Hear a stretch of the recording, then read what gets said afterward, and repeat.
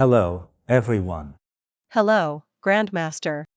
As we speak, it is now the 7th month of the lunar calendar. This month is quite extraordinary. I take it very seriously. Those who don't understand may think it's just another month.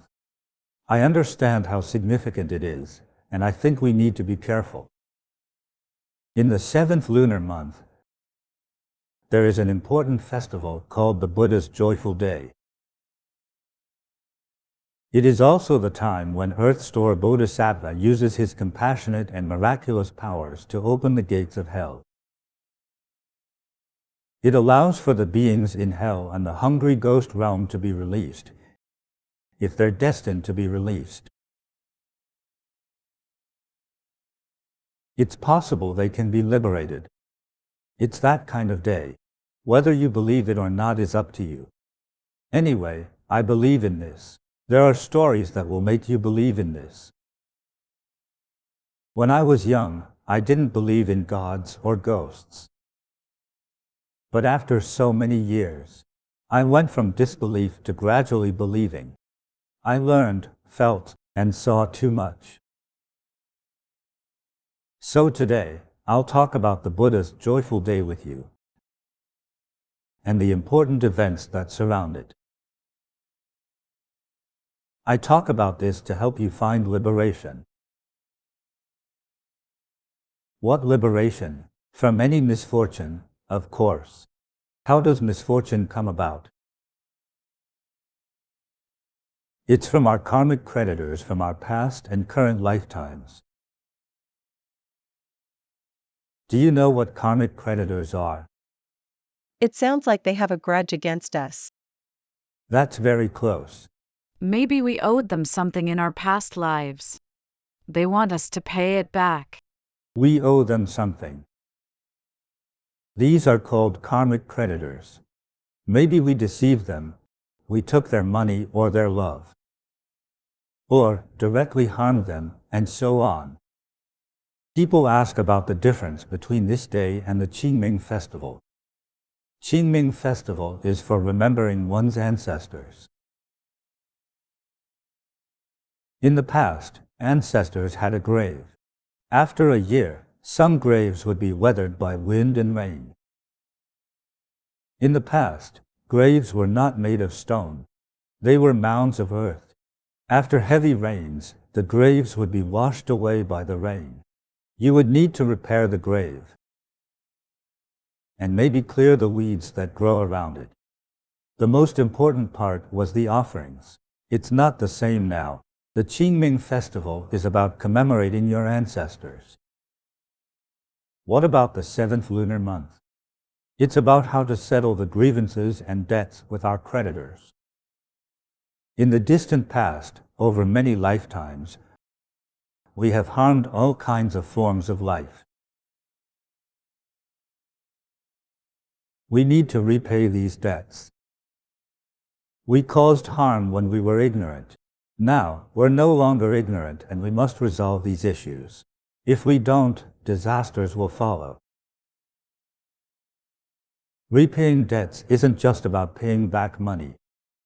How do you pay back emotional debts or debts of vengeance? With your life? That can happen. Or with being poor. One can be super wealthy, like billionaires.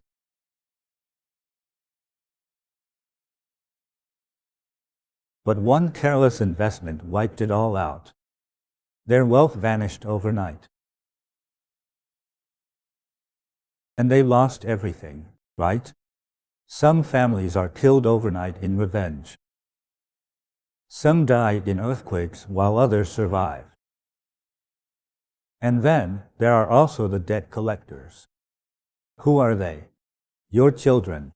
They could be your reincarnated enemies. How? Well, you knew them in the past. That's why it was easier for you to deceive them. Maybe you cheated them of everything. Now they come to settle the score. They repay resentment with resentment by becoming your children. Yes.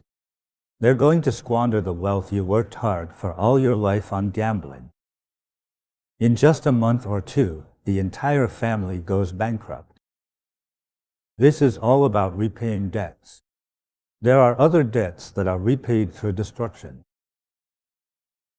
For example, car accidents. These things are unavoidable. Who knows when they might happen?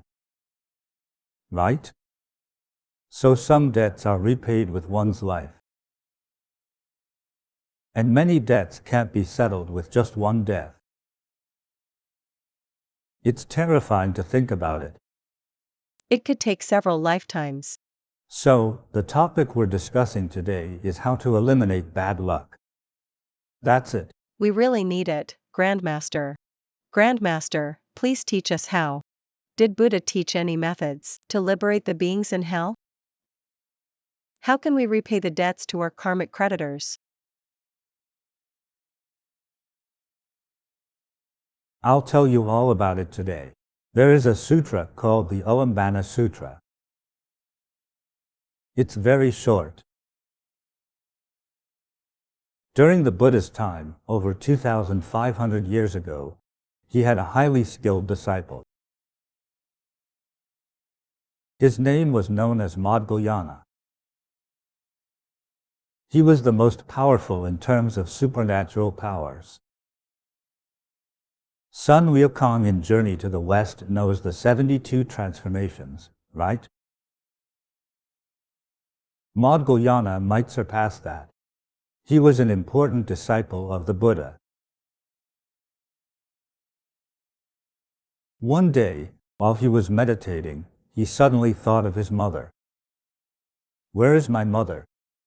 He sensed that his deceased mother was in the hungry ghost realm. She had fallen into the hungry ghost realm and was suffering. He knew that his mother indeed had no merits in her past life. Fate made her give birth to Maudgalyayana. But she had committed many killings in her past. Thus, many debts of life were formed. She'd sinned a lot. That's why she's suffering in the hungry ghost realm.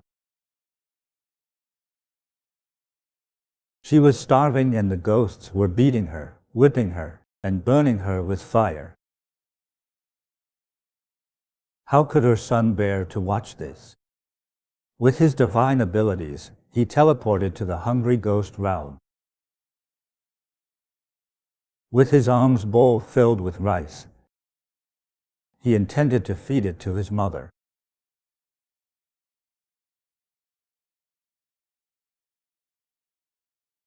As soon as it approached her mouth, the rice turned into burning coals. No matter how much he tried, it was still the same. He's so powerful and yet he can't even help his suffering mother. He thought of fetching some water for his mom. When the water got near his mom's mouth, it turned into molten iron.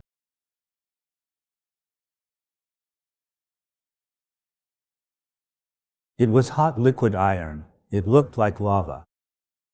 His help turned into more harm instead.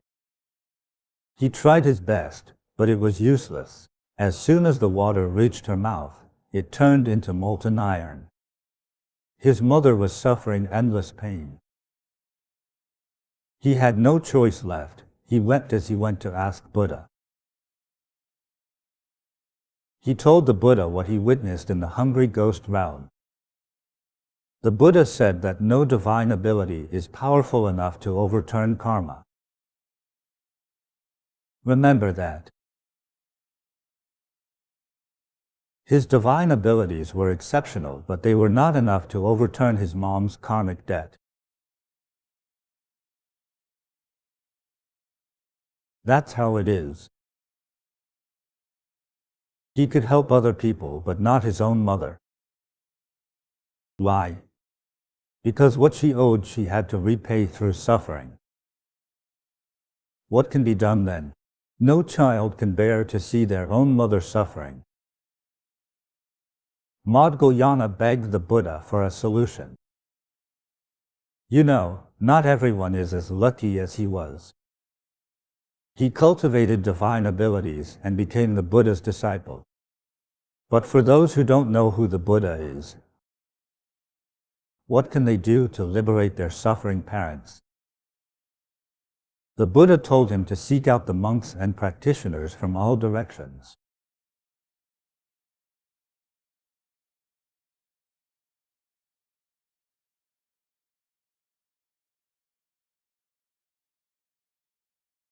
Using their merit and virtue, maybe his mom could be saved and liberated. Also, every year, the 15th day of the 7th lunar month should be made the Buddha's joyful day. Make offerings to all the practicing monks and practitioners, and think of your wishes for your past and present lives, for the 7 lifetimes of parents in your past and future lives, or include your current parents in such offerings.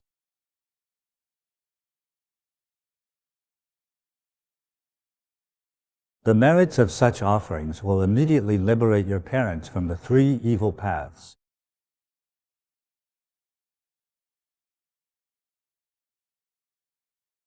What are the 3 evil paths? They are the hell path.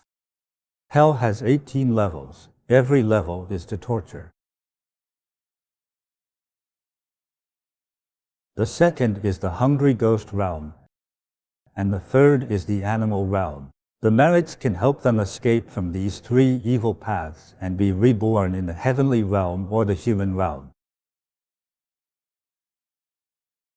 In the heavenly realm, they become divine beings. Still, this is not a permanent solution. A divine being may live for 20 million years. After their merit is exhausted, they will fall again, either to the human realm or to hell. But it's still better than being in hell. Being a human or a divine being is still better. So, by making offerings to practitioners, Maudgalyayana's mom can be liberated. Maudgalyayana followed the Buddha's guidance. At that time, many of the practitioners were also the Buddha's disciples. There were some newcomers, 2, even 6-year-olds. He had to make offerings to all of them. After making offerings, his mom was saved and ascended to the heavenly realm.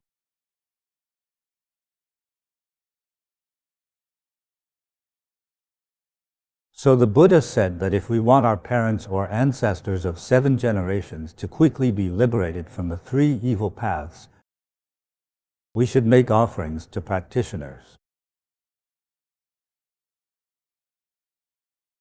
Then our family will be immediately liberated. Do you understand now? Yes. Thank you, Grandmaster. Thank you for explaining. Grandmaster, I have a question. Just now, you mentioned that even the powerful Maudgalyayana and his merits couldn't overturn his mom's karmic debt.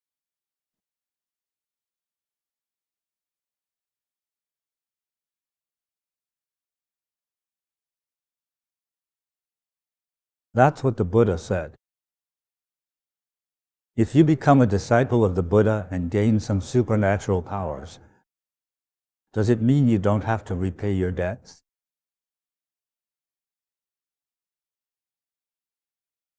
No, debts still need to be repaid. If you applied for a student loan, you incurred a debt, right? After you graduate, say you become a high-ranking official. For instance, you became the chief of police. That's a high position. Or becoming a governor, another high position. Does it mean you don't have to repay your debt? It doesn't make sense. The debt still needs to be repaid.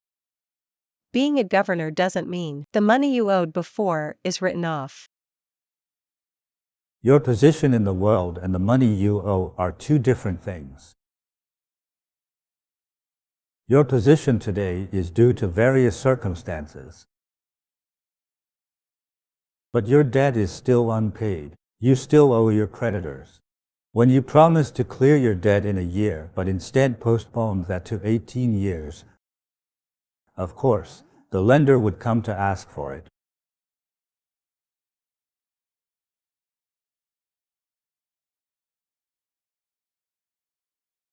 But that doesn't mean he'll kill you. I'm giving an example.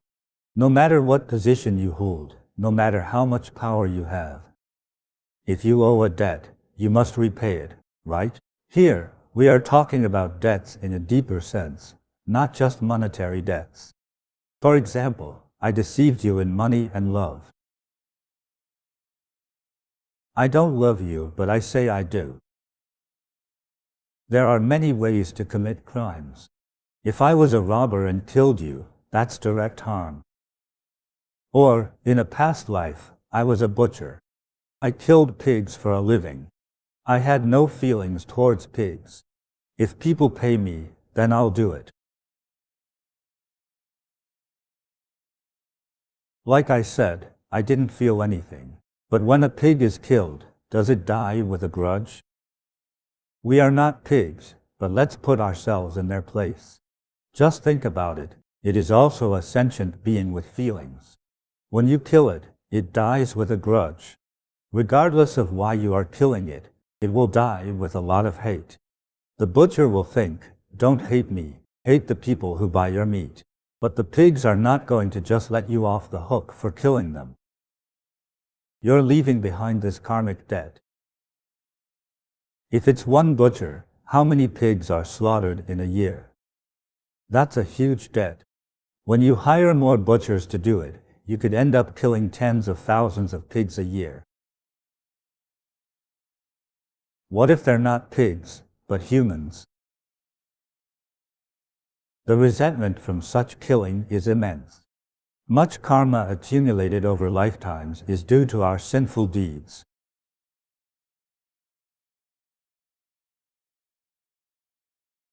This cannot be measured with money. It cannot be repaid with money. The merits of Maudgalyayana alone couldn't do it. It was not enough to save his mother. That's what the Buddha said. Relying solely on his divine powers won't work. He needed to rely on the merits of more practitioners. Only then can his mother be quickly liberated.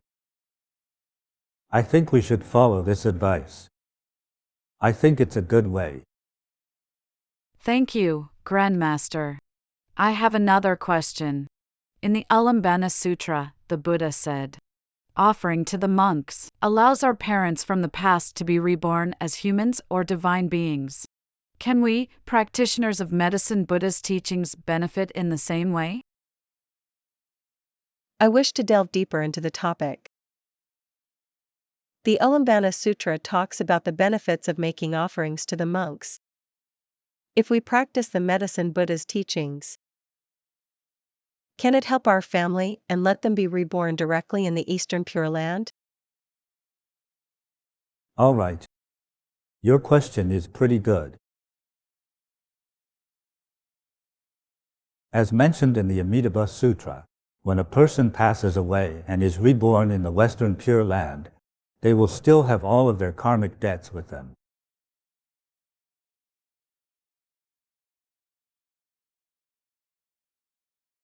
Even in paradise, you still have all your karma and debts.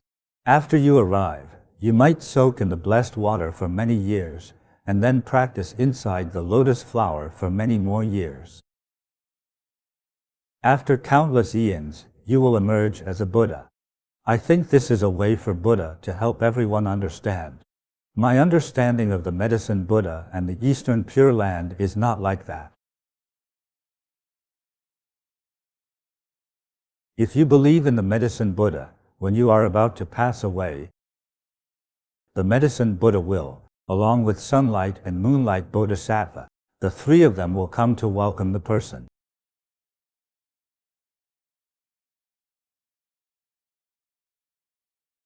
At that moment, the Buddha and the Bodhisattvas would use their merits, as if using their wealth to repay your debts. They will repay all the debts you owe.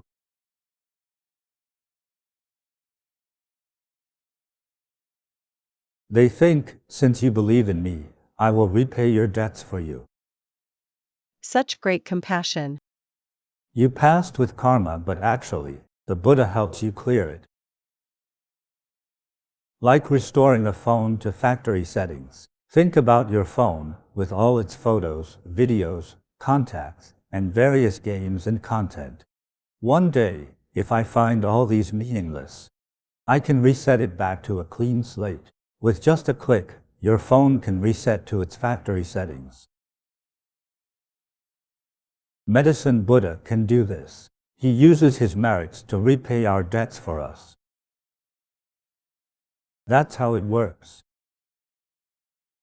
It's not them going, I am Buddha, so the debt is exempted. Instead, he repays on our behalf. You're liberated out of the cycle of reincarnation. Not only can you go to paradise, but Buddha also cleared our karmic debts. If you like the Eastern Pure Land, you can reside there forever. Isn't that great? This sounds delightful. The Pure Lands of Buddhism all transcend the 6 realms. There is no birth or death. Grandmaster, learning the teachings of Medicine Buddha also has different levels. How can we, as practitioners who follow the Medicine Buddha's teachings, ensure that we will be received by the Buddha and reach the Eastern Pure Land? What should we do? Everyone might be at different levels. Our online viewers are at various levels. And then, I'll suggest a few general directions. First, you need to cultivate. Actually put in time to practice. What is true cultivation? Meditation, chanting, and practicing the meditation of greater illumination. Helping the poor is also a form of practice. Supporting Buddhist practice centers is also a significant achievement.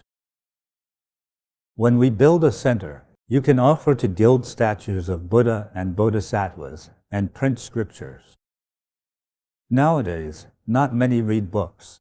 They have shifted to more video and audio formats, enjoyed online. This allows for more ways to spread the Dharma teachings. You can contribute money and effort. You can also help spread the Dharma teachings and volunteer at the centers.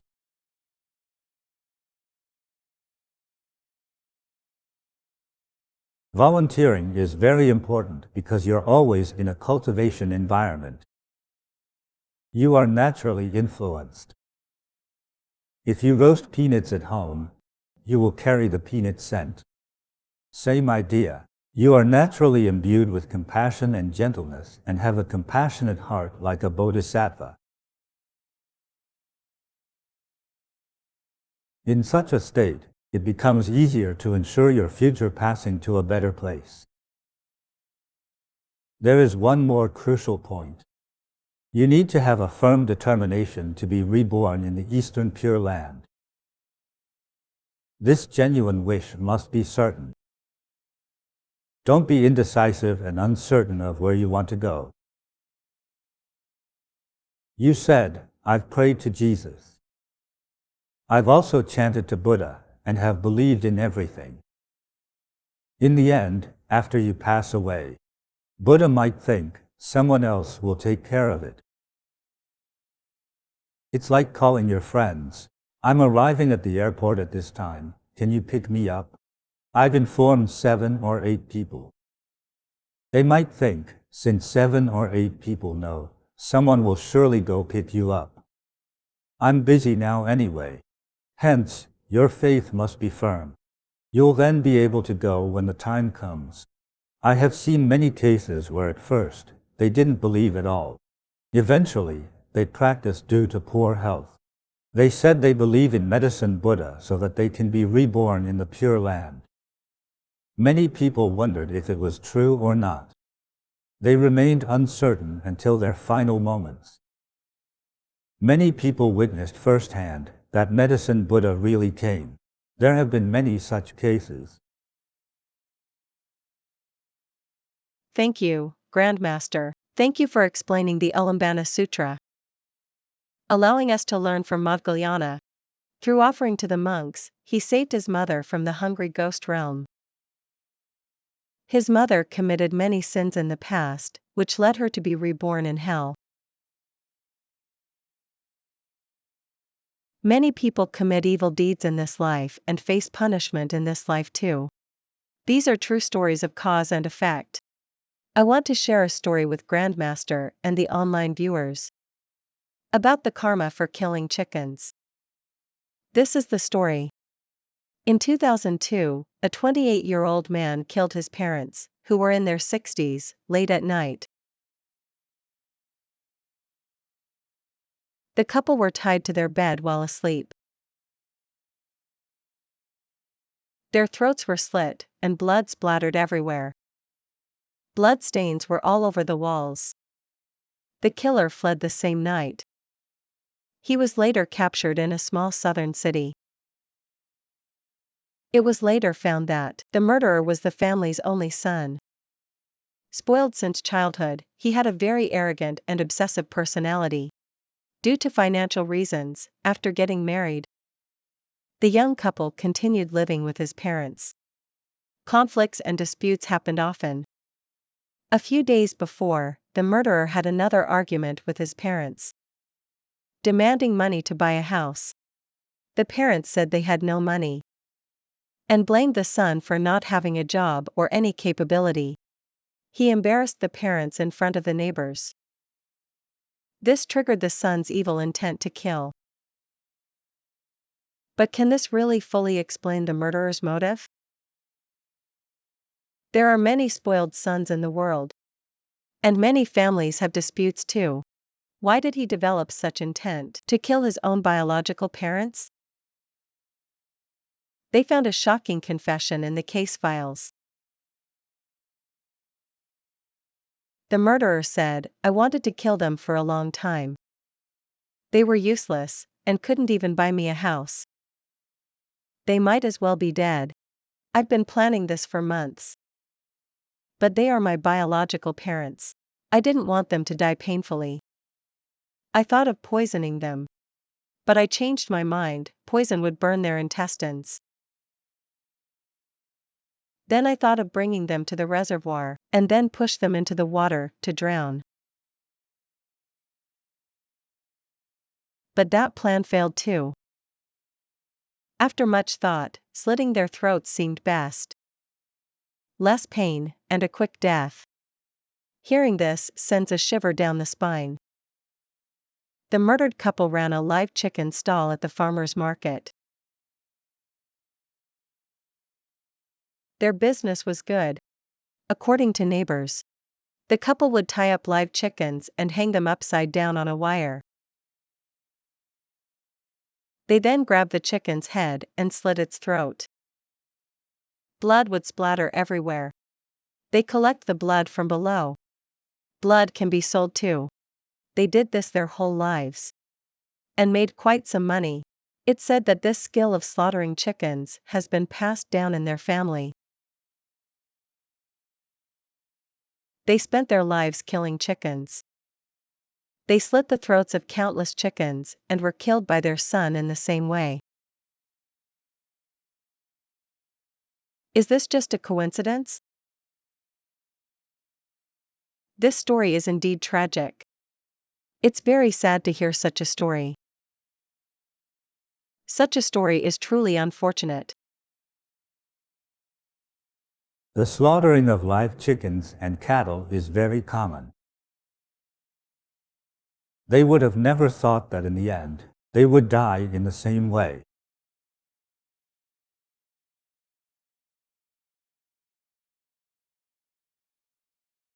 And it was done by their own son. I don't know what to say about this. If you call it retribution, it sounds a bit harsh. If it's not, how could it be such a coincidence? We should choose our profession carefully. It's frightening. Not only should we choose a good profession, but also be aware of our daily conduct and interactions. If our actions may cause harm, it could also harm us greatly in return. I have another story for Grandmaster and the online viewers. It's called The Tragic End of a Mine Owner. These are the words of a medical examiner.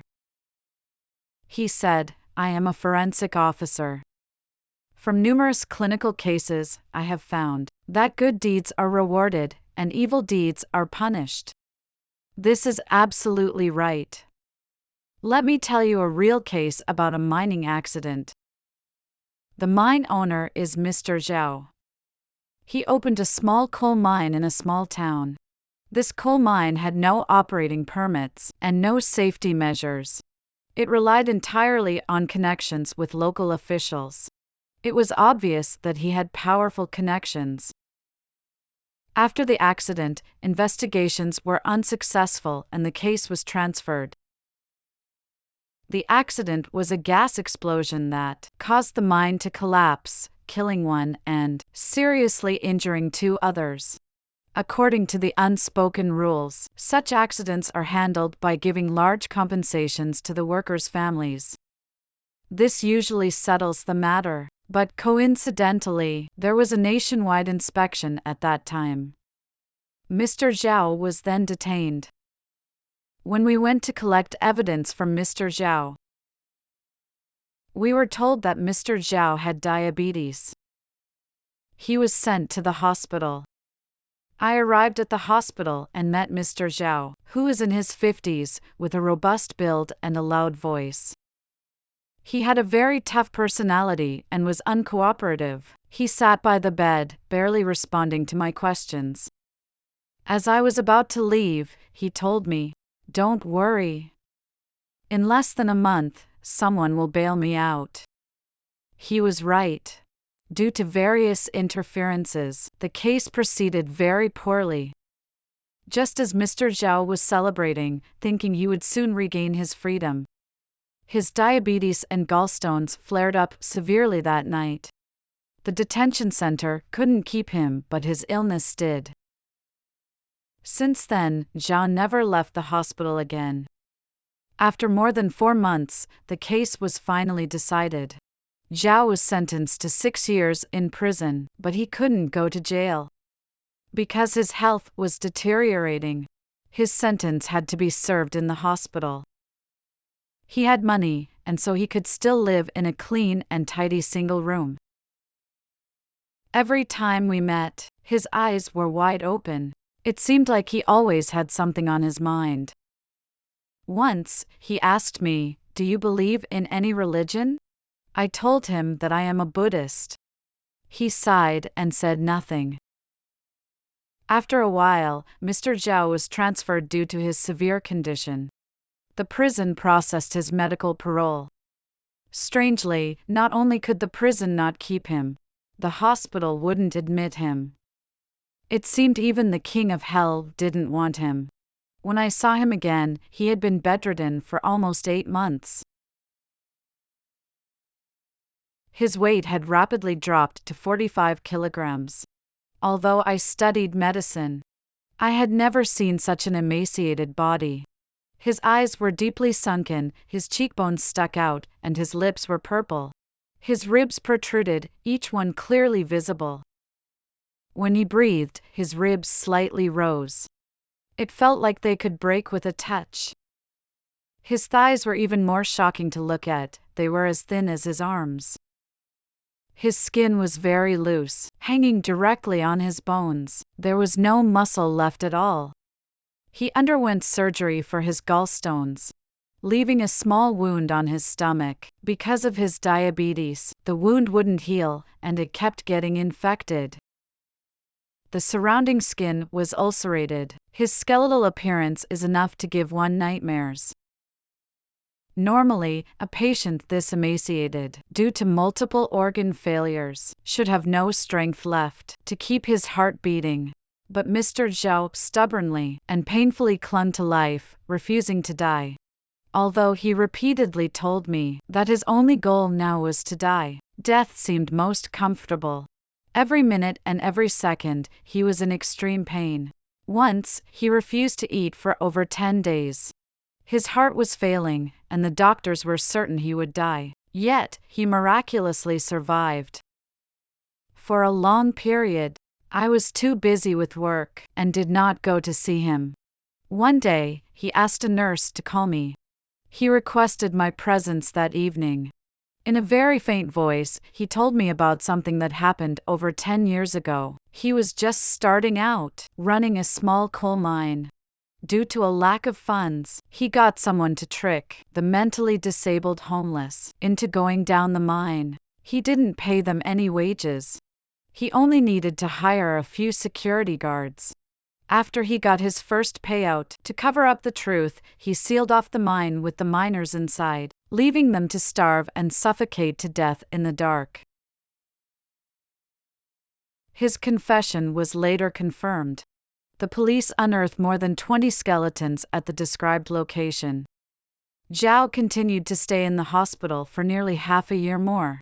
In those 6 months, almost every minute was spent in critical condition. No matter what, he just wouldn't die. All his assets were used up. His family never visited him again. Critically ill, he could only howl in pain day and night. His vocal cords were torn. None of his wounds could heal due to severe immunodeficiency. They would repeatedly get infected and then fester. His entire body was rotting, riddled with ulcers. I didn't visit him again. His nurse told me after he died, when they wrapped his dead body for transport. His bones were so fragile that several fractured on the spot. His skin oozed with pus. Before his body was placed in the freezer, it almost turned to mush. We often think death is a bad thing. But to my surprise, not dying is even more troublesome. It's like a punishment worse than death. This makes people feel even more uncomfortable. We all hope to hear some good news. But in reality, in this life, there are indeed many tragic things that don't go as we wish. Mr. Zhao can't even die if he wants to. He got this strange disease, which is worse than death. His life is essentially his hell. No one could have imagined that at the beginning, since he had no funds, he got the mentally disabled homeless to work and then suffocated them in the mine. That is too evil. He buried them alive. How could he do that? He doesn't even have a shred of kindness. He is too ruthless. He has been a mine owner for so many years. He must have done a lot of heinous things. The police went to investigate him, but he wasn't afraid at all. He thought, I have connections, I'll definitely get out. He used money to bribe officials to bail him out. But fate has its own plans. He couldn't escape his illnesses. They tortured him bit by bit, but didn't let him die. When the consequences of such evil acts come forth, they cannot be stopped by humans. Zhao's story was reported by a medical examiner. Zhao asked the examiner about his faith, and the examiner replied he was a Buddhist. Zhao heard and sighed, perhaps he was lamenting the fact that he had no faith. Grandmaster, I have a question. If someone was a bad person and committed many crimes, but one day they realized their wrongdoings and decided to stop, what happens to the karma they accumulated before? Can everything be written off? It can't be calculated that way. Think about it, whether you were a thief before, or a robber, or a thug, you committed many crimes and hurt many people. The harm has already been done. But one day, say after 10 years, you suddenly wake up and decide to stop. Does that mean the previous killings never happened? That's not fair. No, they already happened. The ledger of bad deeds has been written. It has already happened. You can't change it. The guilt is already there. Even if you stop, you still have to pay. Stopping merely means there will be no more new evil deeds. Not committing evil doesn't mean you're a good person. Of course, it's better than doing bad things directly. But you still have to repay the bad karma from before. He is not yet a truly good person. A good person is someone who is willing to help others. Many people in today's society think, I won't harm others. That means I am a good person. That's your own definition. Is that really what a good person is? If you see an elderly person fall, all you have to do is lend a helping hand. But you think it's not your business, afraid they'll scam you, so you just watch. A girl wants to jump off a building. 200 people are filming it with their phones, live streaming. Not a single person tries to save her. Sometimes, society becomes very indifferent. You didn't do anything bad. All you did was live stream her jumping to her death. Are you a good or a bad person? This itself makes you a bad person. You use the extreme pain and suffering of others for your own enjoyment.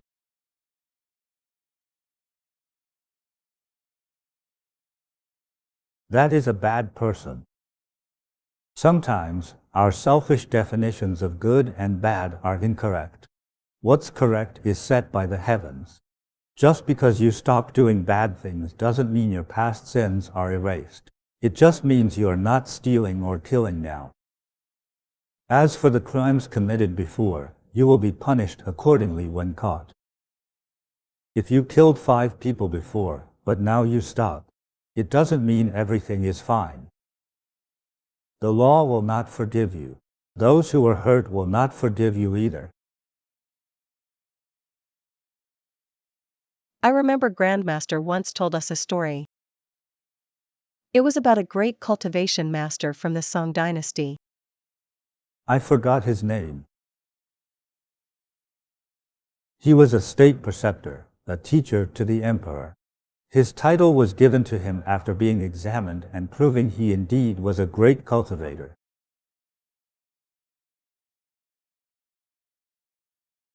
He was that kind of person. He provided many great suggestions to the court and the emperor. They even hoped he would bless the country with prosperity and peace. Only a person with great abilities and cultivation can be given that title. He already attained enlightenment and understood the laws of cause and effect. Once, the emperor asked him, Master, you have reached a state of absolute tranquility and freedom. Yet, why have I seen you sad twice? The master replied, Your Majesty, I have a bit of the divine eye. I saw the mistakes I've made over my past lives. The debts I owe, I've repaid 99% of them, but there's still 1% left.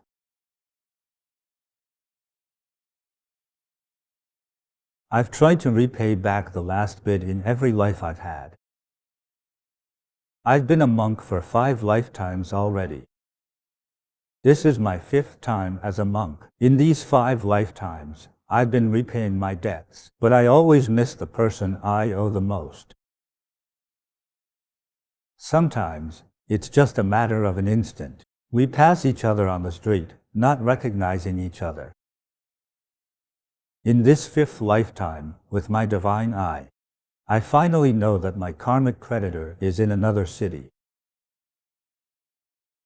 During the Northern Song dynasty, where was the capital located? The north, near Hunan, right? It's called Bianliang, right? The master said, the The person I owe money to is now in Suzhou, Zhejiang province.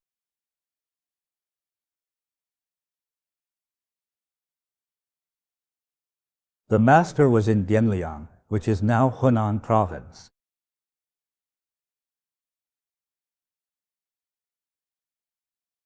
His karmic creditor was in Suzhou, Zhejiang province. He told one of his disciples, the one who served him and learned Dharma from him,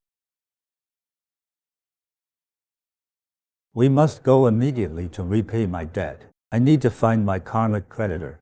Why did he need to repay the debt? If he owes a large debt, he will never be truly liberated. He felt guilty inside. As soon as he started meditation, the master wept. The debt prevented him from achieving a true state of calm and peace. He can never perfect his cultivation. After repaying the debt, I can finally achieve ultimate enlightenment. The debt must be repaid. He used his divine powers to see the place called Suzhou. It was actually quite far. Especially in the past, without trains. It took 2 months to get there. Then one day, he was meditating. It was noon. Suzhou was not a place for ordinary people. It was scorching hot. There was no air conditioning then. After eating lunch, his disciple sat down and fell asleep. The old master calculated and realized the time had come. His karmic creditor was not far away. "He's waiting for me nearby." In reality, they didn't know each other in that life. The old monk left quietly so as not to wake his disciple. He had to do it alone. If his disciple was there, he wouldn't be able to. He'd definitely try to stop him. That would be inconvenient. With the disciple asleep, he quickly left. He calculated as he went, almost like he had GPS. He arrived at a large street and looked to the left. Not far away, there was an arched bridge. There are many arched bridges in Suzhou. From one side of the bridge, you can't see the other side. You can't tell if a cow or a person is coming from the other side. The bridge arches very high. You can see it in the pictures. This old monk, over 70 years old, ran towards the bridge. The old monk knew what was happening. But the young man running on from the other side didn't know. The young man was swinging his fists chasing after a dog. When the young man and the old monk met on the bridge, he struck the monk in the chest. It was an accident, but it's still real. The strike hit and the old monk was knocked down. He fell to the ground and fainted. Passers-by saw him faint and started gathering. "An old monk's been knocked down. What's going on?" The young man was shocked and scared. "I didn't mean to hit him. How come he's not breathing? Call a doctor." Many people gathered and some went to get the police. The investigators of that time, that is. The police came and asked, "Who saw what happened? Who hit whom?" "I saw that young man running and his fist hitting the old monk." Then the old monk collapsed.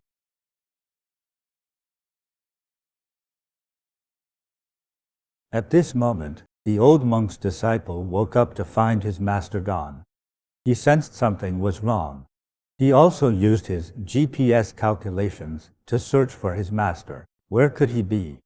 Finally, he felt his master's location and rushed over. The police apprehended the young man. "Yes, it was me. I accidentally hit him in the chest." The police had already tied him up. The disciple said, "Wait, let me take a look. This is my master." He gave me instructions to carry out. He searched his master's body and found a letter. It read, "I am the state preceptor, appointed by the emperor himself. I have enclosed with this letter proof of my identity. Ever since I was 5 years old, I have been searching for my karmic creditor. I need to repay my debt. Only by repaying it can I achieve perfect enlightenment. Today, after searching for so many years, I finally found my karmic creditor. I knew he was going to cross this bridge, and so I came here to repay this debt. I am using my life to repay this debt. I came here to seek death intentionally. Please do not arrest him or treat him as a murderer." The young man is innocent. My death was my intention. This way, my heart is finally at ease.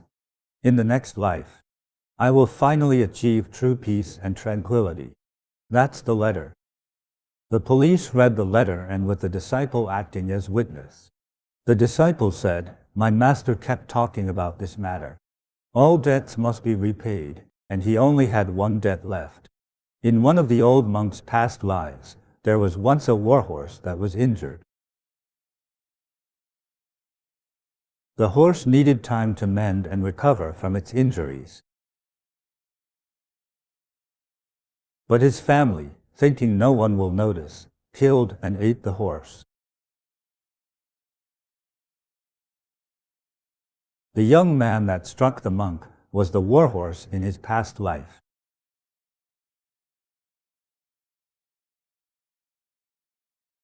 The old monk finally paid off his debt, and his disciples showed the proof. They let the young man go.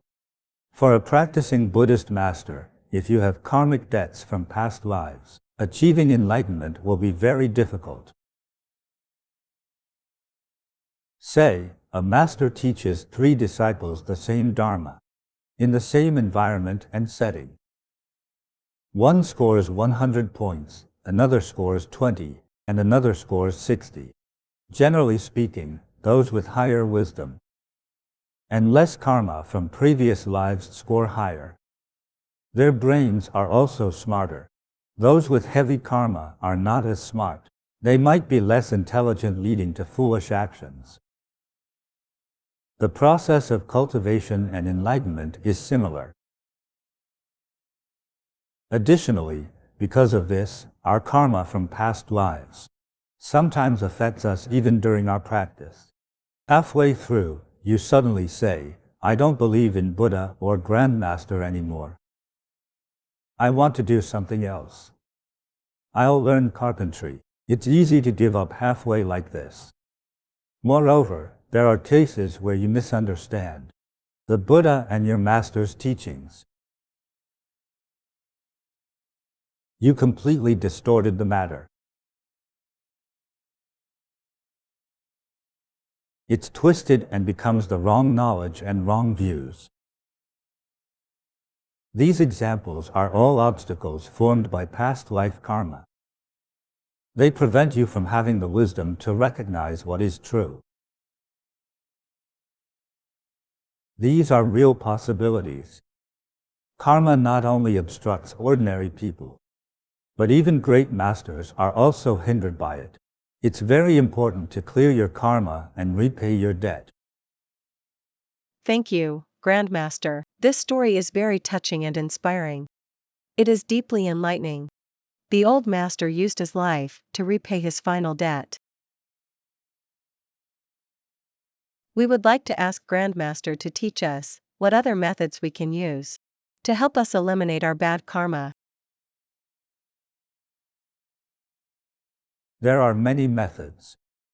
First, as I mentioned earlier, there are methods of cultivation.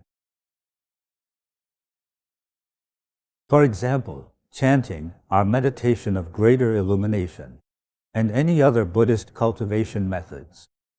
Many spiritual practices are not publicly taught. Visualization practice, non-visualization practice.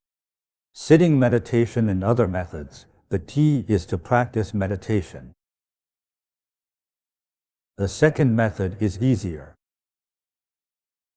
It is also meditation, and that is chanting Buddha's name or mantras. Either or both is fine. Next is to accumulate merits. For example, offering to gild the statues of Buddhas and Bodhisattvas.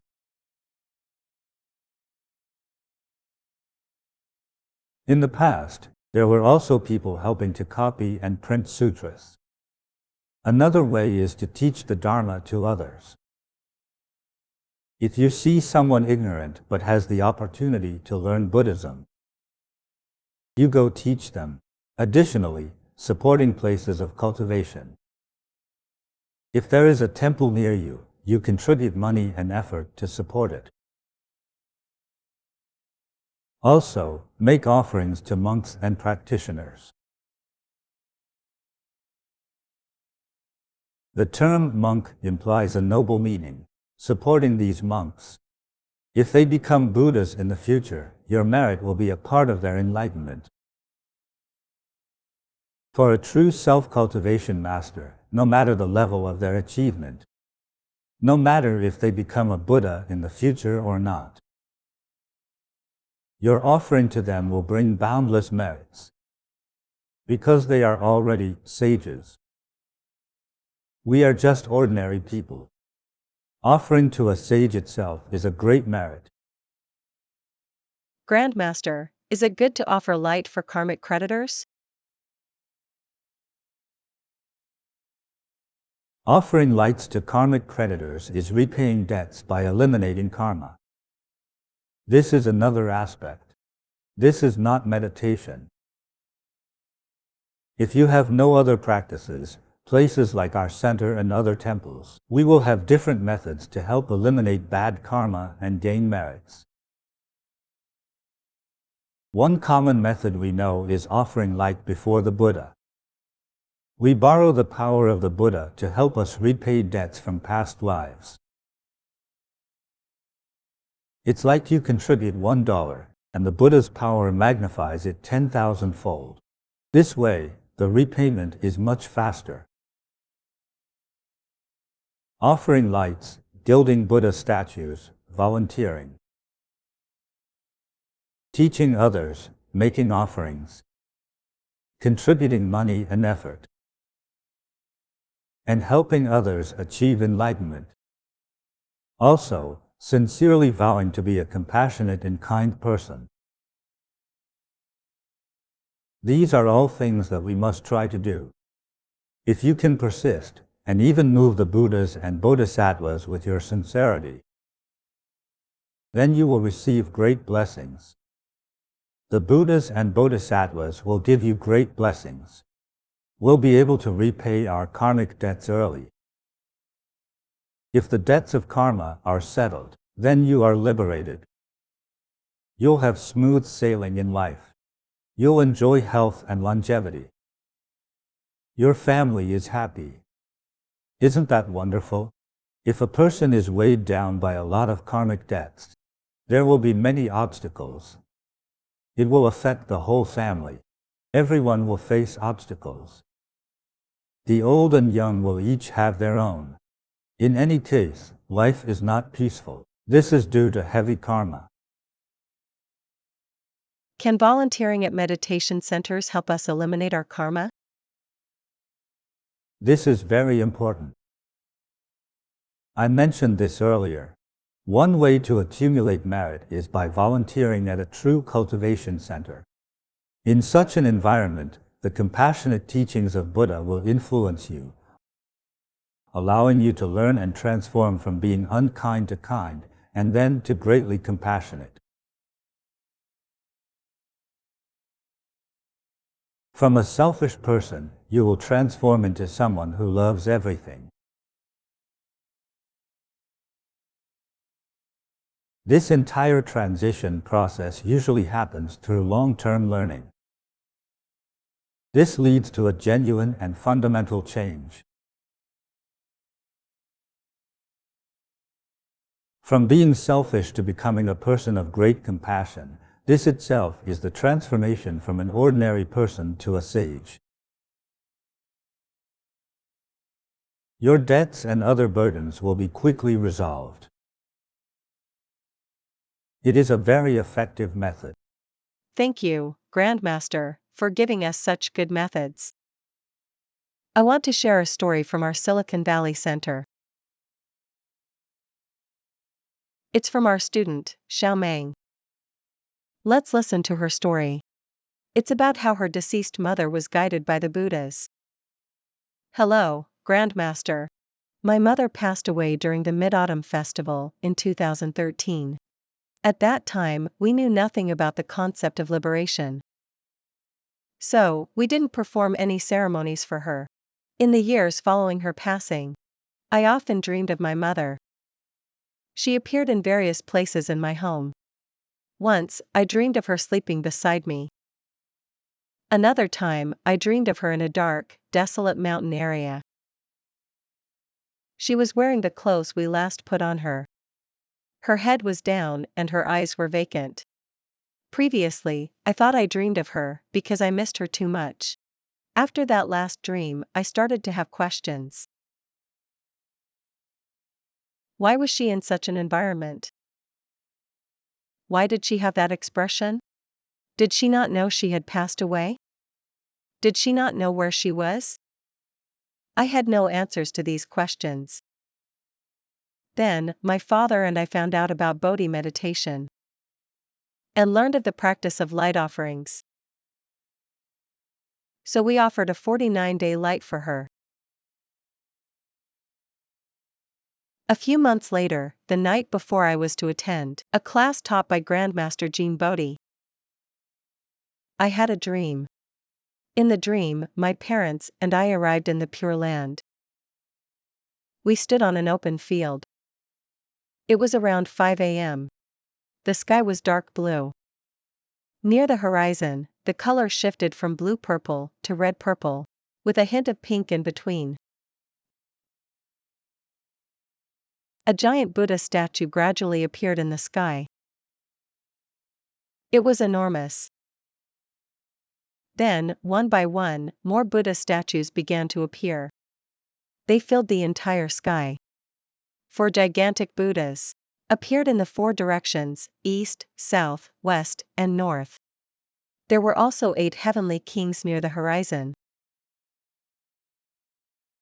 Each in one of the 8 directions, it was magnificent. The surroundings were so realistic. Just like the sky in the real world.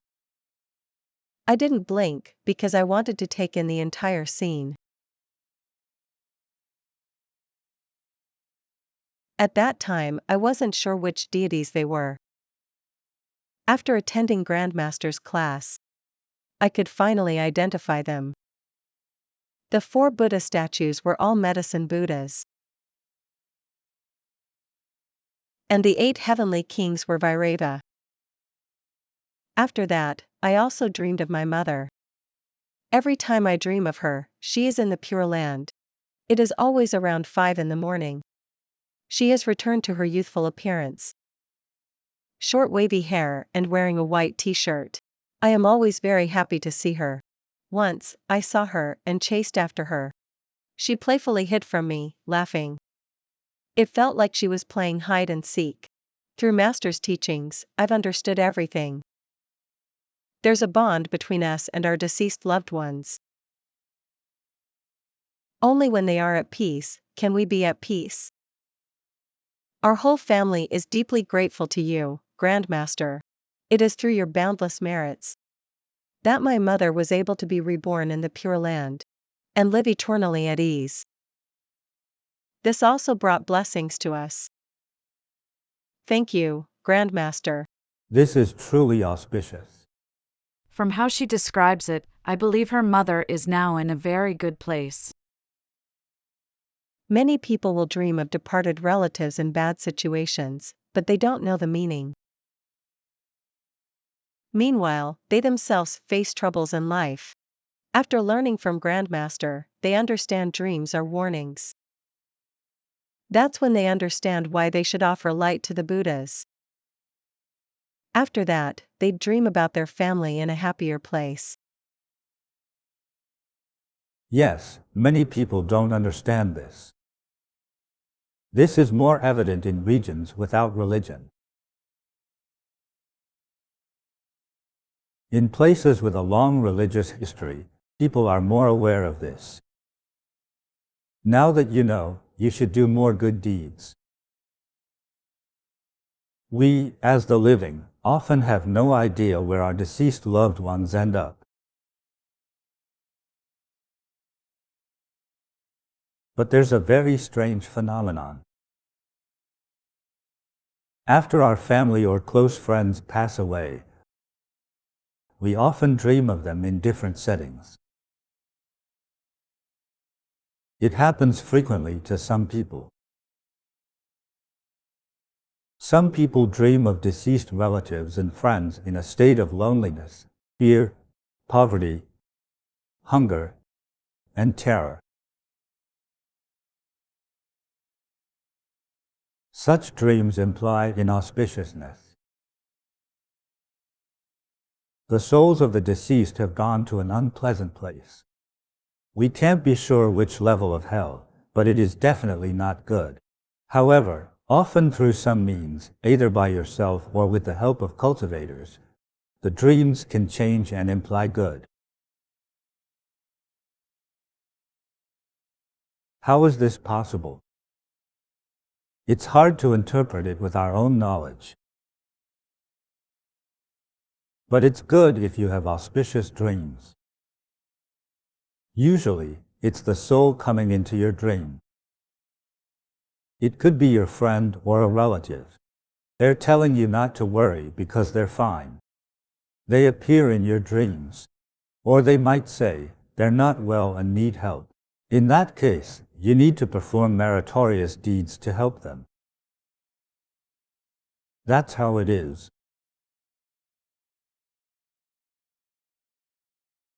Thank you, Grandmaster. During the Ullambana Festival, people may offer the Earth Store Bodhisattva light offering for those they wish. Today is the first day of the 7th lunar month. This light is available and will be lit throughout the entire 7th lunar month, starting from your offer date to the 30th. It's set at a very affordable price, just $18. We can offer it for our deceased loved ones, ancestors, and karmic creditors. Also, our parents from past lifetimes and deceased infants. The offered lights will help liberate them. We rely on the power of the Buddhas to help them move towards illumination and to be reborn in the Pure Land. There are viewers who hear this concept for the first time and will say, since the effect of light offering is so great, I must make a light offering. I want to offer one light for all my departed ancestors and family. Is that okay? Sure. It's like buying candy. You can get a pound or one piece, up to you. I think it's a good idea. What do you think? This reminds me of a story from a few months ago about a student we met in Vancouver. I remember her. We met her during the Qingming Festival.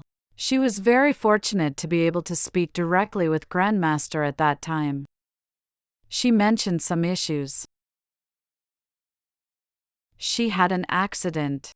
She was riding a motorcycle. One day, she was riding on a slope. Maybe the road was not even, or maybe she didn't see it. But she crashed. It was quite a serious fall. She hit her head on the ground. Her neck and shoulders were all scraped and injured. She was hurt. Yes. She's not young, already over 60 years old. This fall was quite severe. Yes, and she said she had serious after effects.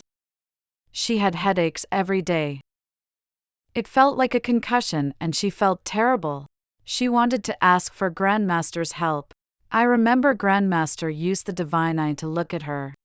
and said that her face was covered with a large black plastic bag.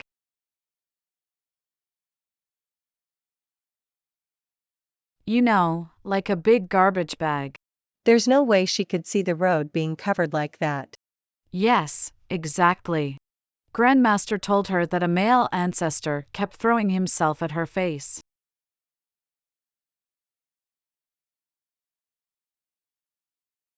And since it was the Qingming festival, Grandmaster asked if she had made any offerings to her ancestors.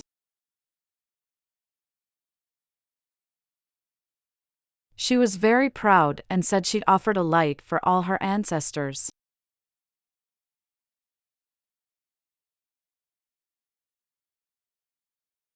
Yes. She only lit one light for all her ancestors. Then, Grandmaster asked her further if she had any close relatives who'd passed away recently. She said yes. It was her 93-year-old father who passed away last year. She said she offered a light for him when he passed. Then, during this year's Qingming festival, she only just offered one light for all her ancestors. Since she offered a light for her father the year he passed, there was no need to single him out this year and make a separate offering. This is the following Qingming festival after her father's passing. For many, I'm sure that the sadness from losing a family member is still immense. But not her. During this year's Qingming festival, she grouped them all together and offered just one light. And it was also a cheaper light. That's the true reason why she fell off her motorcycle. She ended up with a concussion.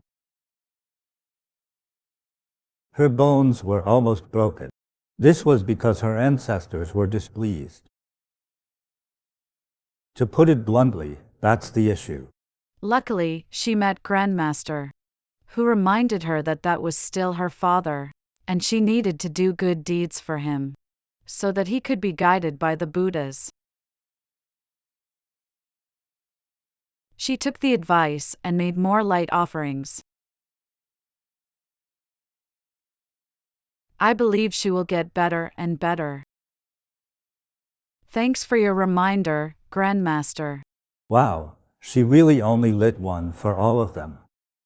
At least she changed later. When we make offerings, we should do it with sincerity. I believe that we exist because of our parents. When they leave us, that sense of attachment, gratitude, and longing should be very strong.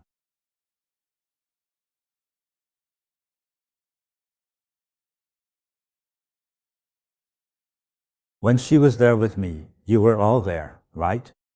I saw a male ancestor of hers throwing himself against her. It looked like a man around 70 years old. It just threw itself at her repeatedly. And the plastic I mentioned is not like the picture here.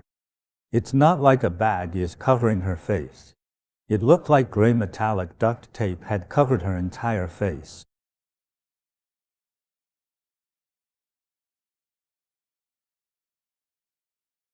Her face was plastered all over with it, and it was being dragged forward. It was completely airtight, light-proof, and waterproof. It was like a tape used to patch leaking pipes. Imagine how sticky that is. It was pasted all over her face and couldn't be pulled away. From then on, she was blinded and could no longer see the true path. I don't know why her ancestors chose to punish her in this way. They must have been very displeased. The next disaster is waiting for her ahead. It's the ancestors punishing her. It's her own ancestors, you know. Not some stranger. She's quite a kind person, this sister, but maybe her merits are insufficient. The way she wanted to save costs during this year's Qingming festival probably upset her ancestors.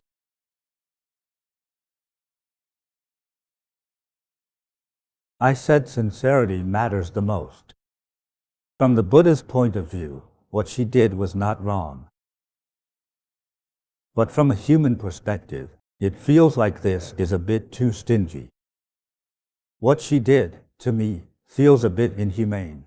What she did, to me, feels a bit unreasonable. Maybe she's used to a frugal lifestyle. Making money is not easy. Why are her ancestors not happy about this? Can you guess why? Her ancestors are waiting for her offerings to help them get liberated. It's like her ancestors needed 100 million merits and she offered only one merit. They are still suffering, and she's saving up to enjoy life. That's way too little merit. They couldn't believe how stingy their descendant was. So, to make her understand, they had to do something. They blinded her. What will the next disaster be like? We don't know. So, make the offerings quickly. Yes, she'd no idea. We tell this story not to make everyone think you must offer many lights. It's about how much debt you owe. Her father passed away not long ago and she offered just a small light. If it was me personally, I would not be able to live with myself.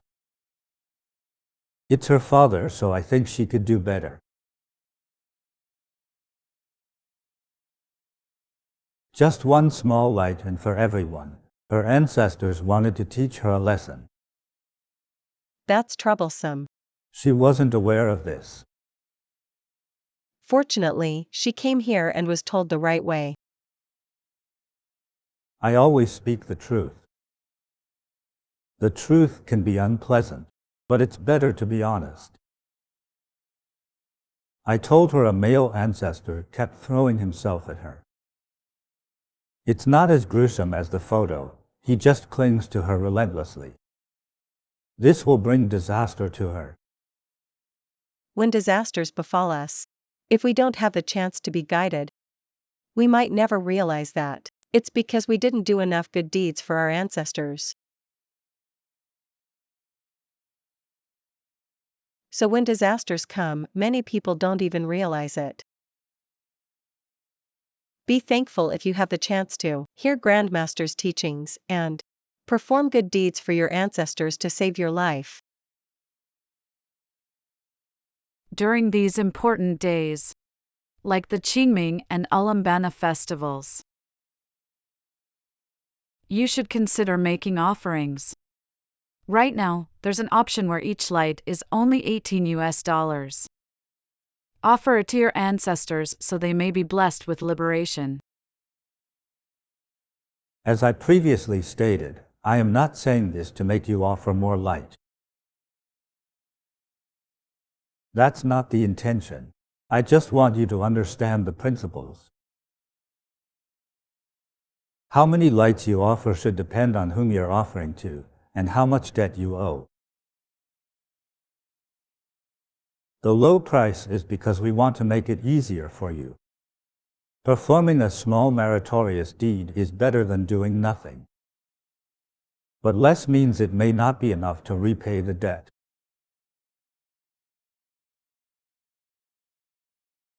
When your ancestors blame you, it can be troublesome. That's the whole idea. Thank you, Grandmaster. During this lunar July, some friends might be more sensitive. They might easily encounter negative or ghostly energies. We would like to ask Grandmaster to introduce some good protection treasures. Some we can wear, especially in this month.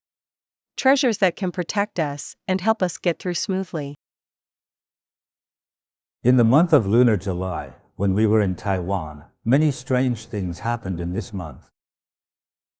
Many people, particularly those who are more sensitive, can see things, especially from dusk to late night.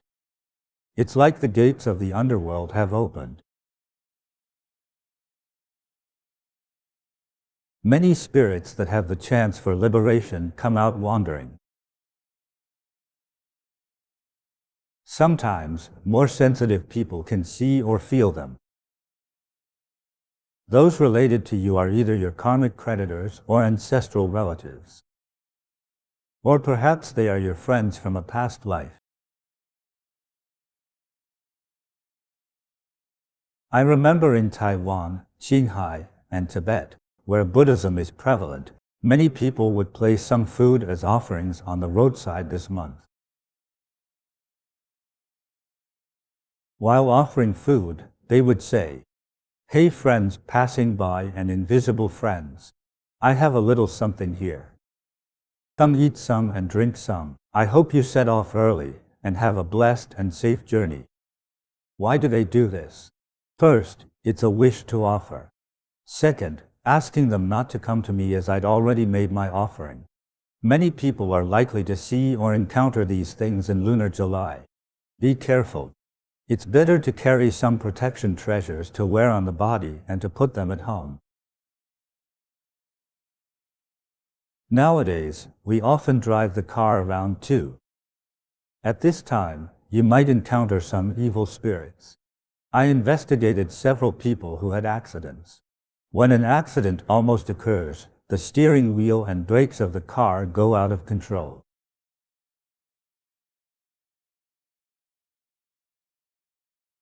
The steering wouldn't turn as it should. It just wouldn't budge. The brakes wouldn't work too, as if they failed suddenly. That's how it is. Interesting, right? If you haven't experienced it before, you might think we made this up. If you've been through it, you'll get what I'm talking about. It's quite eerie. Whether it's inside the house, at your workplace, your home, your office, or even in the car you drive often, and on yourself, try to have some protection treasures.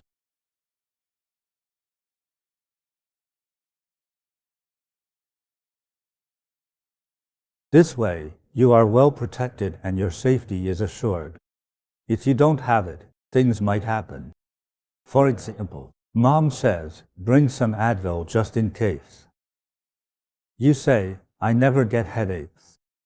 And then you get a headache and don't have medicine that day. You would then regret not listening to Mom. It's better safe than sorry. Today, we are introducing some commonly seen shapes and materials used as protection treasures.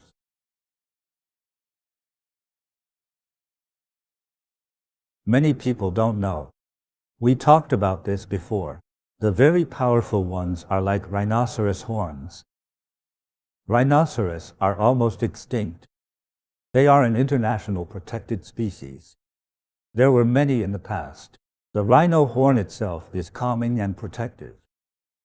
We've mentioned agarwood and sandalwood before. Made into incense or simply as wood blocks, they are all very good. They are treasures that ward off evil. In Taiwan, the masters burn agarwood for blessings during rituals. This is particularly good. Recently, during my practice, I have often smelled the scent of a kind of medicinal incense from Tibetan incense. It is a specially curated formula to ward off evil spirits and plagues. There are various formulas for these incense powders. You can burn them in an incense burner. No matter how you light it, once the smoke rises, the scent dispels evil spirits, illnesses, and infectious diseases. It can drive away or neutralize them. This is very important. It's good to burn this Tibetan incense powder in the car. For example, if you have to drive somewhere today but you feel anxious, what should you do? Light this Tibetan incense powder. First, light it inside the car. Then, do it under the car.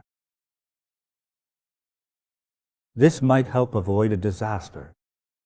This is particularly important. Let's discuss this further. Many things ward off evil. Jade also wards off evil. Jade nurtures and protects people.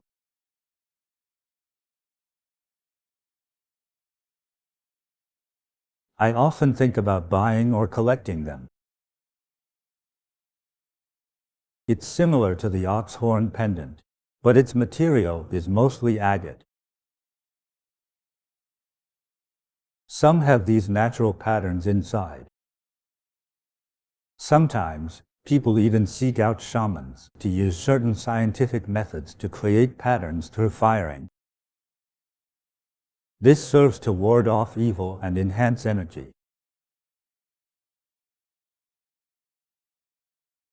There are many different kinds of shamans from different cultures. Many of the blessed treasures they wear are in the shape of a horn.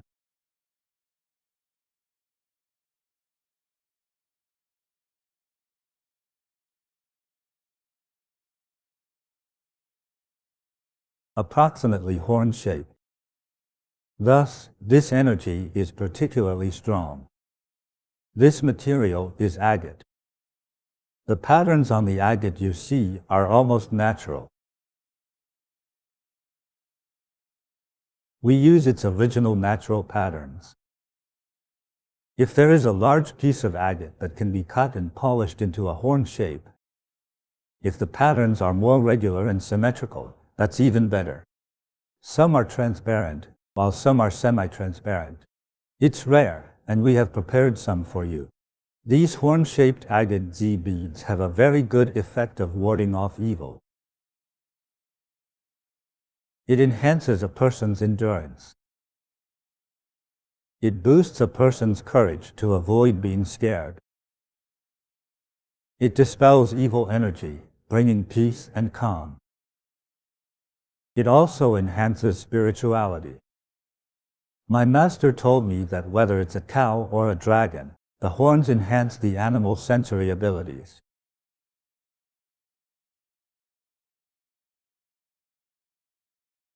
Besides providing self-protection, the horns help enhance the animal's sensory functions. In terms of calming and warding off evil, items that resemble horns are significant. There is also a powerful horn. We don't have it, only herbal stores do. It's the antelope horn. Antelope horns are usually vertical. They grow out like a rounded, pointed dagger. I noticed that the Tibetan antelope has a black line on one side of its horn. Starting from the base of the horn and running straight to the tip of the horn. It is a straight line, not a spiral. It grows straight up, making it more potent. One can grind this into powder for medicine. Please don't kill the antelope yourself. They are available in herbal stores, excellent for calming the mind or providing tranquility. Regular consumption can enhance spirituality, because antelopes have heightened spiritual awareness. They can sense something within a few hundred meters, which is quite impressive. Everyone now understands the value of treasures made of horn material, its functions, usage, and how it's related to spirituality. Feel free to ask me any questions. It feels like receiving the protection and energy of the bull god. We thought it only wards off evil. But Grandmaster said it also enhances energy and spirituality. The shamans wore it too. They also gave it to people with weaker physical strength. It serves to ward off evil and help boost energy. Actually, we also have some natural Z beads with natural patterns. Many Tibetan Z beads have very standardized geometric and circular patterns. These are intentionally burned onto the beads as per the master's instructions. We have prepared some natural ones. The patterns on this agate sometimes resemble an eyeball. The photos you see now, these eyeballs, they are all natural. They are not man-made. Hence, their calming and warding off evil effects, and their spiritual effects are stronger. Of course, these are not antiques, they are modern. They are new stones. This gemstone has been growing for many years. Usually, It takes over 1 billion years, approximately. They have excellent warding off evil effects. Very suitable to put on this season. There is also the Earth Store Bodhisattva Thanka. Speaking of this time of the year, because the gates of hell are opened by Earth Store Bodhisattva, allowing destined sentient beings to escape from hell.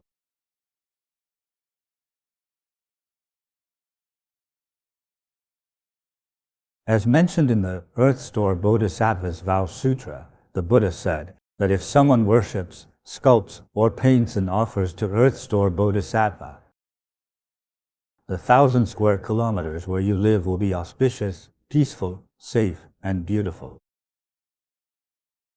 If you can worship this precious painting of the Earth Store Bodhisattva, this brings infinite merits.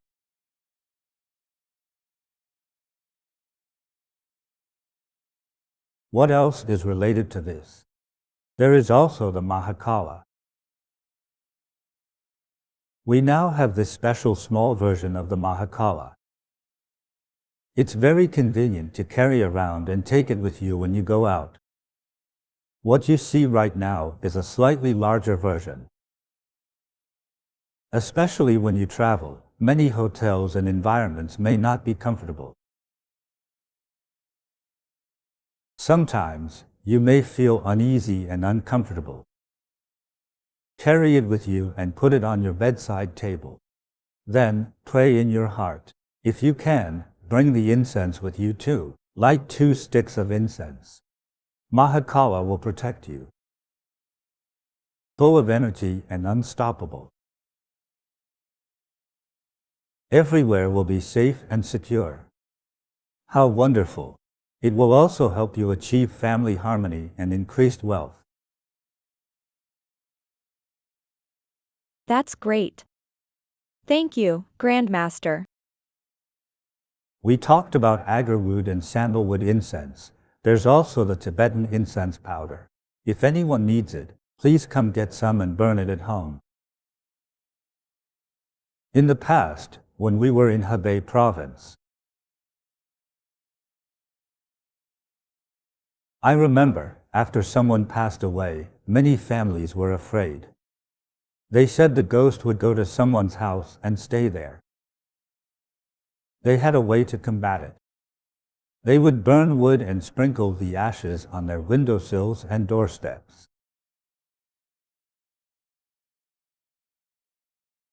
Why? Because it has the energy of fire. The ghost won't be able to come. That's the saying. In Qinghai and Tibet, they burn this incense. The scent from burning this incense can help keep ghosts away. It's like using Sun Wukong's magic staff to draw a boundary that wards off the evil spirits. It's the same principle. If you have the chance to get agarwood or sandalwood, wear a bracelet made of it on your body, hand, or neck.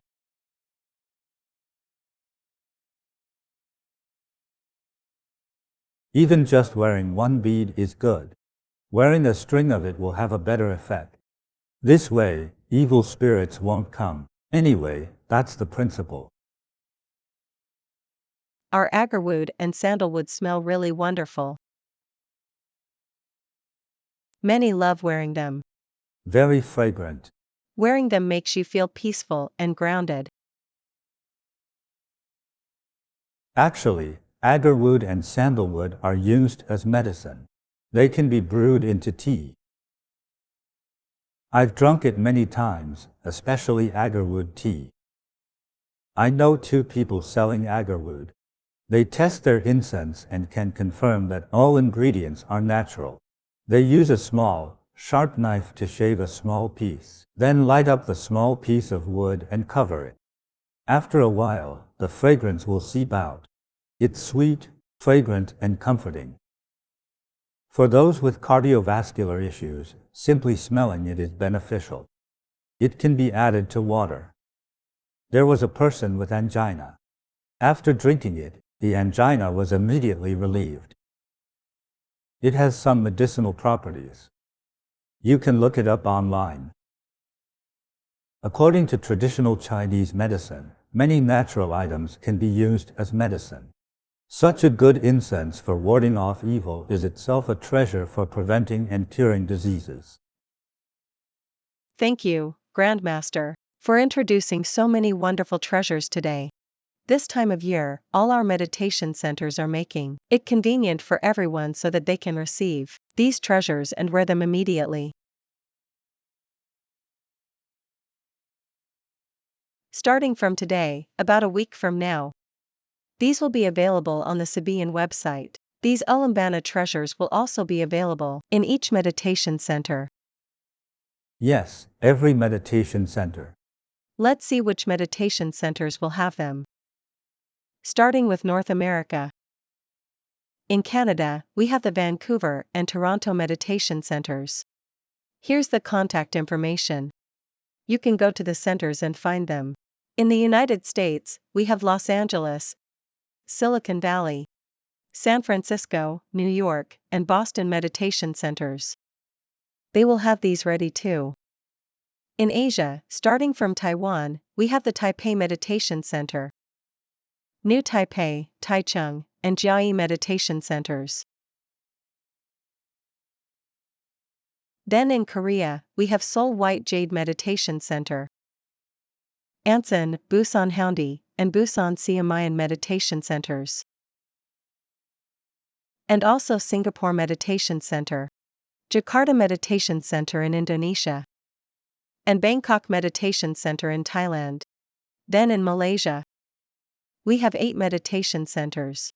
There is the Bowling Center, Cheras Center, Kapong Center, Klang Dragon Spring Center, Ipoh Meditation Center, Penang Bright Moon Center, Seremban Center, and JB Fine Dharma Meditation Center. All the meditation centers will be prepared with the Ullambana treasures on the Sibian website. Everyone can receive them on the spot, without the need to wait for delivery. This is different from previous years. The directors of the centers are very thoughtful and considerate. They often hear students saying, "We purchase the treasures from the Sabian website," and then have to wait for them to be mailed to us. It normally takes a month. Can it be faster? They asked me if this could be faster. I said, hurry up, let's cooperate.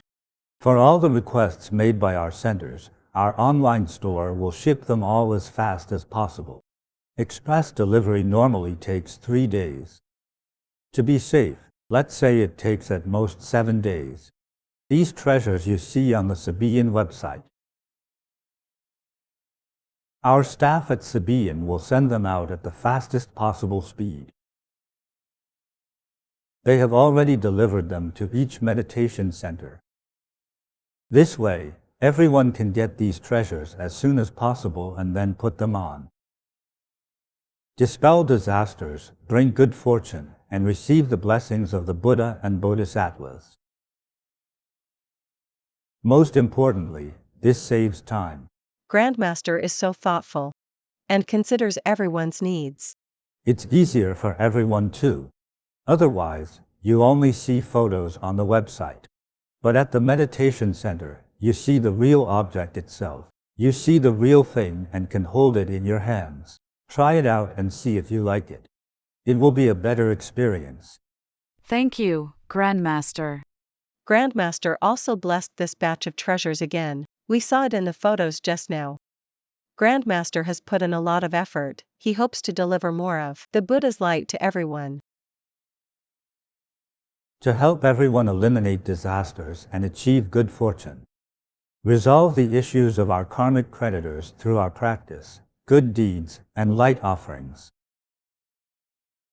If we can settle our debts and bring them peace, then everyone will be able to safely navigate this month or even the whole year. How wonderful that would be! Don't wait to get one of these treasures for yourself. They will be shipped to all the centers. Contact your local centers for details. Thank you, Grandmaster. During the recent Guanyin Bodhisattva event, We are very grateful that Grandmaster held an online chanting class. All our viewers greatly enjoyed chanting with you and have benefited greatly now that we have entered the 7th lunar month. On behalf of all our viewers, may we request another chanting class? We want to chant for our ancestors and send them merits and illumination. Also, to dispel disasters for ourselves and our families, and gain more auspiciousness and blessings. All right then. Thank you, Grandmaster. Let's arrange it now. Okay. Let's plan out the date and time first. Okay. Let's start at the same time next week. What's the date? Next Sunday. Starting next Sunday, August 11th, Vancouver time. We'll have a live stream for 7 consecutive days. From August 11th to August 17th.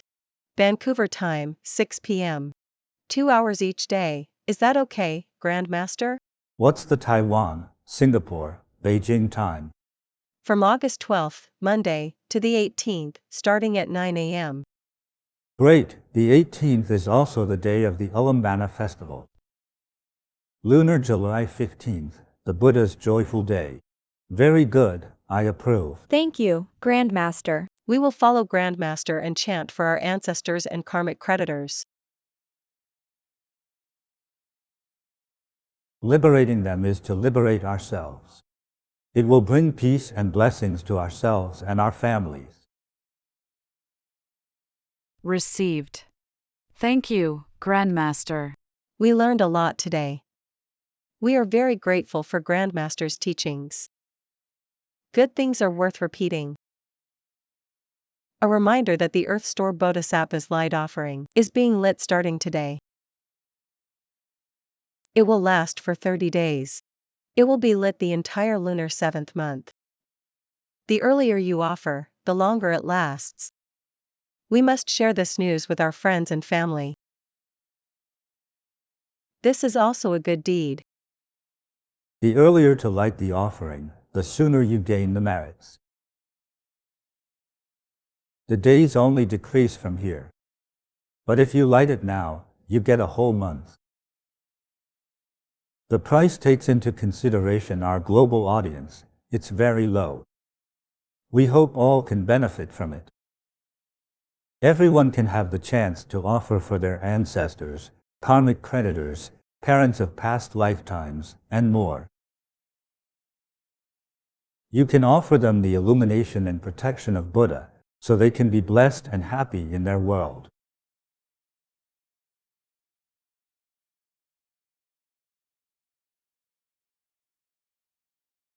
Only then can we be blessed and happy in this world. This is just a small token of my sincerity. So it's easy for everyone to accumulate merit and dispel disasters. Thank you, Grandmaster. All right, that's about it for today. I wish everyone happiness and peace. Received. And health and longevity. Received. We'll see each other in the next chanting class. Starting August 11th or August 12th, depending on where you are. May we all find happiness. That's all for today's live stream. Thank you, everyone. Thank you, Grandmaster.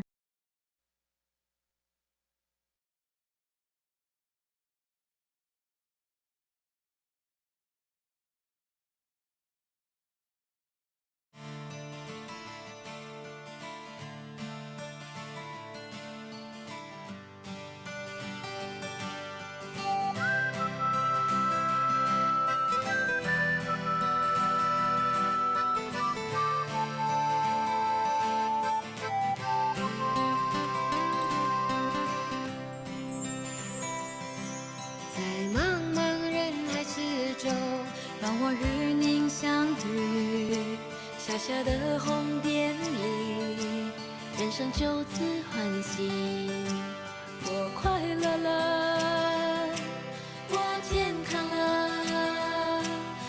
我幸福了，我美丽了。